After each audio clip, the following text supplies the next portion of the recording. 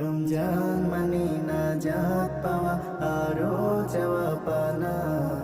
রমজান মানে মুছে ফেলা জীবনের সব গুনাহ। রমজান মানে নাজাত পাওয়া আরো যাওয়া পানা। রমজান মানে মুছে ফেলা জীবনের সব গুনাহ। রমজান মানে মুমিনের ঘর, রহম বহমান। জিকির রবে শুদ্ধ দিলে দূরে রবে শয়তান। রমজান মানে মুমিনের ঘর, রহম বহমান।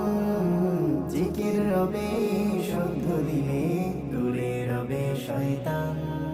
রমজান মানে কুরআন পড়ে প্রভুর কথা জানা। রমজান মানে মুছে